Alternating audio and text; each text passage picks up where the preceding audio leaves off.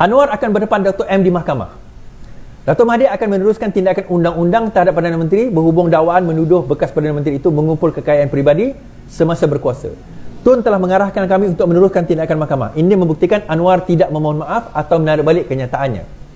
Bagi Tun, ia adalah pembohongan oleh Perdana Menteri, kata Peguam Mahathir Muhammad Rafiq Rashid Ali dalam mesej teks kepada Malaysia Kini. Surat bertarikh 17 April itu dihantar Peguam Anwar. Ali Bahamin Suhaimin menyatakan Anwar menafikan semua dakwaan Mahathir. Untuk makluman, kami telah diarahkan oleh anak guam kami untuk menarik semua dakwaan dan kandungan dalam surat anda. Dalam hal ini, guaman kami bersedia untuk menjawab sebarang dakwaan jika ada di mahkamah dan bukan melalui surat menyurat. Jika anak guaman anda mahu meneruskan tindakan undang-undang, kata surat itu. Mahathir menghantar surat tuntutan pada 27 Mac menuntut pengurusi PH itu menarik balik dakwaan. Sekiranya gagal, Mahathir berkata dia akan meneruskan tindakan undang-undang. Tarikh akhir Anwar untuk menjawab tindakan undang-undang adalah 3 April tetapi ditangguhkan sehingga 17 hari inilah, 17 bulan. Anwar tidak menyebut nama Mahathir tapi merujuk tempoh pemerintah. Ada orang sekarang setelah 22 tahun campur 22 bulan jadi berkuasa, sekarang mengeluh. Melayu hilang segala-galanya, hilang harta, hilang saham. Bagaimana saja hilang kalau kamu bolot untuk keluarga dan anak-anak kamu. Sekarang bila hilang kuasa, bicara soal rakyat. Jangan perbodohkan rakyat. Rakyat harus bangkit mempertahankan mereka. Kumpulkan, tonton, Tan Sri, tauke-tauke besar. Berapa kerap orang sekarang berencana untuk menggugat dan menggunakan sentimen kaum mengajak orang Melayu membenci kaum lain dan menyatakan kuasa telah hilang, dakwa Anwar. Mahathir mendakwa ia adalah rujukan kes yang jelas kepadanya kerana laporan media mengenai perkara tersebut menyebut kepada beliau. Now, terus terang saya kata, ini memang jelas menyebut tentang Mahathir. Tu jangan risau. Jangan risau, ini memang jelas menyebut tentang Mahathir. Sebelum saya komen tentang perkara tersebut, adalah seorang aktivis ni bertanya. Dia kata, kenapa tak lapor SPRM dakwaan Dr. M kayakan diri, aktivis soal Anwar? Seorang aktivis mempersoalkan Perdana Menteri berhubung dakwaan dibuatnya terhadap Dr. Mahathir ketika Kongres PKR bulan lalu. Kuah Kisyong berkata, jika Anwar menyebukti untuk menyokong dakwaan Mahathir mengayakan keluarganya semasa berkuasa, Perdana Menteri sepatutnya membuat laporan kepada SPRM sekarang. Bagi seorang Perdana Menteri yang komited dengan pendekatan sifat toleransi terhadap silap laku dan rasuah, adalah menghairankan beliau tidak melaporkan dakwaan itu, iaitu Mahathir mengkayai diri, kepada SPRM. Saya jawab yang ini dulu, tuan-tuan. Number one, bila kita bercerita tentang mengkayakan diri sendiri, saya boleh kata bukan semua kaedah dia macam ni. Bak kata bapak saya lah, bapak saya cakap dengan saya dulu kan, masa dia pergi kursus undang-undang, dia bukan lawyer tapi dia pergi kursus undang-undang. Dia kata lawyer tu beritahu dia, you cannot break the law but you can bend the law. Now, kelebihan Mahathir ni tuan-tuan adalah dia pandai bending the law. Bending ni to a point, dia tak break tetapi questionable. Dia tak break tetapi questionable. Jadi kita nak tahu sama dia bukan, Anwar kata dia bukan mendakwa benda itu adalah satu perbuatan yang menyalahi undang-undang, tetapi Anwar mendakwa bahawa perkara itu mengkayakan anak-anak dan juga saudara maranya, kroni-kroninya. Itu dakwaan Anwar. Dia berbeza kalau Anwar kata perbuatan Perdana Menteri 22 tahun 22 bulan itu adalah perbuatan yang menyalahi undang-undang dan juga perbuatan rasuah. Faham? Anwar guna perkataan mengkayakan, dia tak guna perkataan rasuah. Dia dua benda yang berbeza. So, adakah mengkayakan anak bini kita ni satu perbuatan yang salah daripada segi undang-undang? Berkemungkinan besar tak salah pun daripada segi undang-undang, tetapi dia salah daripada segi moral dan etik. Jadi Anwar menyebut mengkayakan diri. Sebab itu bila Anwar bercakap, Dr. Sri Anwar Ibrahim bercakap, dia bercakap dalam konteks yang berhati-hati, iaitu menggunakan perkataan mengkayakan keluarganya. Dia tak kata merasuah atau memberi rasuah atau menyalahkan guna kuasa untuk merasuah pegawai-pegawai demi untuk mengayakan keluarga. Dia tak guna perkataan itu.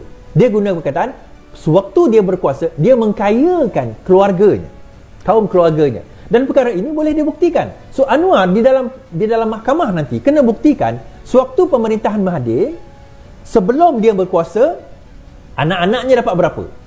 Sewaktu dia berkuasa, anak-anaknya dapat berapa. Kekayaan anak-anaknya berapa. Buktikan itu saja. Dia tak perlukan bukti elemen rasuah tu. Dia cuma buktikan bahawa kontrak ini diberikan kepada Mohzani. kontrak projek ini diberikan kepada Mukris, projek ini diberikan kepada siapa lagi anak dia, yang anak yang ini, tender ini, tanah ini, dokumen apa orang kata, gudang ini, GLC ini. Tunjukkan yang itu saja. Sebab ini mahkamah sivil, bukan mahkamah jenayah. Anwar tak perlu tunjukkan bahawa memanglah aku bagi, tapi adakah itu menyalahi undang-undang? Adakah itu satu kesalahan jenayah? Persoalan kat sini bukan persoalan jenayah. Persoalannya, adakah benar dakwaan Mahathir sewaktu berkuasanya mengayakan anak dan juga kaum kerabat beliau? Itu persoalan dia. Persoalan sama ada perbuatan mengayakan itu salah daripada segi undang-undang tu satu persoalan yang lain. Sebab ini civil, ini civil court, ini undang-undang sivil. So undang-undang sivil di dalam fitnah dia macam ni. Kalau sekiranya Mahathir berkuasa dalam tempoh 22 tahun 22 bulan, sebelum dia berkuasa anak ni memang billionaire, contoh. Anak dia ni memang billionaire. Sewaktu dia berkuasa anak dia billionaire, itu tak ada isu. Kita ambil contoh Donald Trump lah, tuan-tuan. Donald Trump sebelum dia jadi Presiden Amerika pun dia memang dah billionaire. Sewaktu dia jadi Presiden Amerika, dia tetap billionaire. Jadi tak ada timbul isu. Isu dia, sebelum dia menjadi Perdana Menteri, anak dia tak ada apa, biasa. Tiba-tiba jadi Perdana Menteri, anak dia jadi kaya. Nah, kaya tak ada masalah. Mungkin juga dia kaya kerana anak dia pandai berbisnes. Mungkin. Tetapi bila kita teliti, adakah projek itu berkaitan dengan dia mempunyai kedudukan sebagai Perdana Menteri? Contohnya, katakanlah anak dia, sebelum dia jadi Perdana Menteri, dia tak kaya. Jadi Perdana Menteri, anak dia pergi overseas. Dia overseas, dia buka lah syarikat kerana anak dia genius dalam bisnes, jadi billionaire. Tak ada kaitan dengan bapak dia dekat Malaysia. Ataupun dalam Malaysia pun, tak ada dekat overseas. Dia buka, contohnya anak dia ni pandai menjahit. Dia buka satu beg, nama dia Madai Vuitton. Contoh. Madai Vuitton, nama dia punya jenama tu. Dan jenama tu terkenal seluruh dunia. Ataupun anak dia buka satu search engine. Nama search engine tu Gilgil. Gilgil, bukan Google lah, Gilgil. Gilgil itu terkenal jadi billionaire. Itu tak ada isu. Tetapi bila dia bawa dalam mahkamah nanti, yang kena dibuktikan bukannya sampai kepada pembuktian. Tengok, ada kesalahan jenayah, tak perlu. Cukup dibuktikan anak dia ni terima projek daripada GLC ataupun tanah ini sebagainya. Pada masa dia jadi Perdana Menteri, di mana dia boleh mempunyai kuasa untuk influence keputusan. Adakah itu satu kesalahan jenayah? That's irrelevant. Yang perlu dibuktikan, adakah sewaktu dia berada di posisi itu, dia mengkayakan anak-anak dan juga kroni dia. Itu je persoalan. Kita kena faham benda ini. Jadi kalau kita faham perkara ini, then kita akan nampak bahawa persoalan yang dibawa ke dalam mahkamah ni sebenarnya makan siapa? Kalah atau menang, macam saya kata tadi tu, kalah atau menang, dia akan makan Mahathir. Kalah atau menang, Mahathir yang akan kena. Kalah atau menang, Mahathir yang akan terciduk dalam isu ini. Nah, tuan-tuan, macam kita kata, kenapa tak bawa kepada SPRM? Bagi saya, ialah kelicikan seseorang itu satu hal. Namun begitu, dalam masa yang sama, kita kena pastikan bahawa dia bend the law tu, persoalan kepada civil itu dibawa. Dan juga kalau tuan-tuan ingat, siapa yang berada pada tahun 98 tu, ingat tak? Bahawa Anwar dulu pernah dituduh mempunyai kroni-kroni juga, ingat tak? Kalau siapa yang tahun 98 tahulah. Daripada 98 sampailah Mahathir retire 2004, tidak pernah mereka berjaya membuktikan perkara tersebut. Berapa banyak dakwaan Anwar ni ada projek sekian, salah guna kuasa sekian. Dia orang tak berjaya buktikan kesalahan dia songlap duit rakyat. Sebaliknya, dia terpaksa resort kepada apa orang kata, liwat yang didapati tidak bersalah. Akhirnya dia terpaksa resort kepada itu. So tuan-tuan, macam saya kata tadilah, macam saya kata tadi, agak menarik lah perkara ini. Kita nak tengok.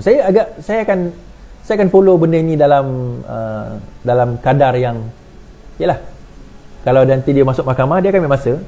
But this is going to be very interesting lah kalau kita dapat lihat benda ini. Dan saya harap benda ini akan membuka mata dan persoalan ramai daripada kita. Contoh persoalan yang kita bawa dulu, kenapa Anwar tuduh Mahathir macam-macam dahulu? Sekarang Perdana Menteri, buktikanlah. This is the time untuk kita tengok Perdana Menteri, dia bawa ke mahkamah untuk membuktikan. So this is more, bagi saya nampak macam satu perangkap tau. Takkan tap banyak-banyak ni je tuan-tuan. Dia macam satu perangkap. Perangkap kepada apa? Perangkap kepada Mahathir. Memang betul, aku susah nak buktikan kosong lap. Kerana you are so, mungkin lah mungkin. Ni dakwaan. Kerana benda-benda ni nak kaitkan tu agak payah. Dan benda tu long time ago. Tetapi tidak bermakna aku tak boleh buktikan secara civil. Kenapa tuan-tuan? Apa beza mahkamah civil dengan mahkamah jenayah? Dia ujian untuk membuktikan bersalah atau tidak bersalah. Mahkamah civil tu lebih rendah berbanding dengan mahkamah jenayah. Saya sebut hari tu kan, mahkamah jenayah dia menggunakan test yang dinamakan beyond reasonable doubt, melangkaui keraguan munasabah. Okay. Tetapi di dalam mahkamah civil dia menggunakan balance of probability, keseimbangan kebarangkalian. Kan? Keseimbangan kebarangkalian perkara itu berlaku. Dia boleh bersalah atau tidak bersalah. Dan juga di dalam mahkamah jenayah, yang kena bawa kes itu bukannya Anwar Ibrahim. Yang kena bawa kes itu peguam bela. Pendakwa raya. Tetapi dalam mahkamah sivil, yang akan jawab dan membawa kes tersebut adalah Anwar Ibrahim. Jadi dia one to one. And ini membawa kita kepada cerita 1998-97 dahulu, di mana Anwar dan Mahathir masa tu head logging. Saya ingat lagi, saya masa tu macam, yalah, kita mengagumi Mahathir sebagai orang yang membawa banyak kemajuan kepada Malaysia. Begitu juga dengan Anwar Ibrahim. Tetapi pada masa itu tiba-tiba dua ni head logging. Bila dua-dua ni head logging, kita rasa macam, apa nak jadi kat negara kita ni? Benda yang sama sekarang ini berlaku dalam keadaan yang berputar. Kan? Dulu Mahathir dekat atas, Anwar dekat bawah. Sekarang Anwar dekat atas, Mahathir dekat bawah. Tuan-tuan, dunia ni umpama roda. Kita pun tahu falsafah tu. So kadang-kadang kita kat atas, ada banyak masa kita akan kat bawah dan kita pijak tahi dan sebagainya. So kita jangan anggap kita akan sentiasa berada di atas. Pemimpin pun samalah. Kita nak cerita pemimpin, jangan terlalu, orang kata apa, shock sangat, seolah-olah engkau berada dekat jawatan itu selama-lamanya. Kan? Tidak. Kita kena ingat 100,000 kita takkan berada di situ selama-lamanya. Alright? Tapi itulah tuan-tuan, macam saya kata tadi, kita nak tengok bukti atau tidak, kita tak risau, bawa ke mahkamah. Dan inilah dia, bila orang kata Anwar tak berjaya nak bawa Mahathir ke mahkamah, ni dah bawa. Dan inilah masanya Anwar nak buktikan apa yang dia dakwakan tersebut. Jadi korang risau kenapa ni?